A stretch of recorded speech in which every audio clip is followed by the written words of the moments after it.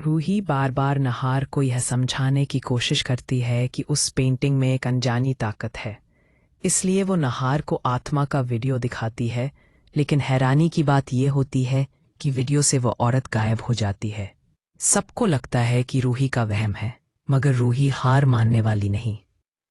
घर के लोगों की बातों से रूही को शक होता है कि शायद कोई गलतफहमी है, लेकिन जब उसे पता चलता है कि घर वाले सच में उसके जैसे किसी और चेहरे को देख चुके हैं, तो वह सच्चाई जानने की ठान लेती है।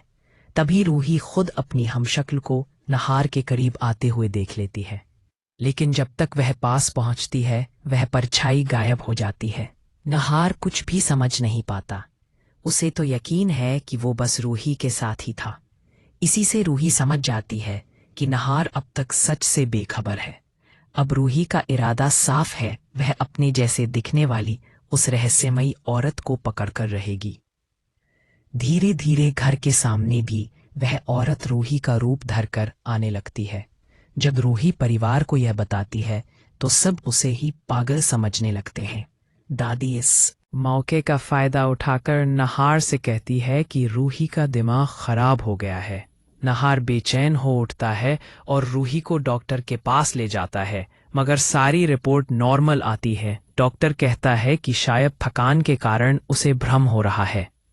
नहार रूही को कमरे से बाहर न आने की हिदायत देता है, मगर उसी रात नहार के पास वह औरत फिर रूही का रूप लेकर आती है।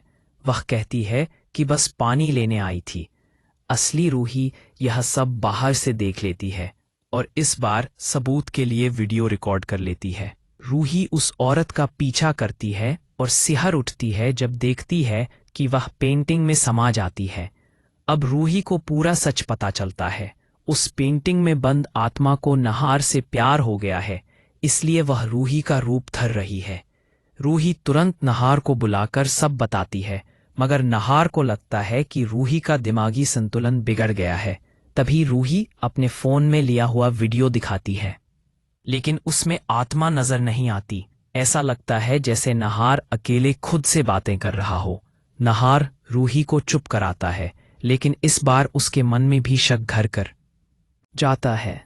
वह बताता है कि जब भी वह नकली रूही के पास गया, उसे गुलाब के इत्र की महक आई, जो असली रूही से नहीं आ रही थी।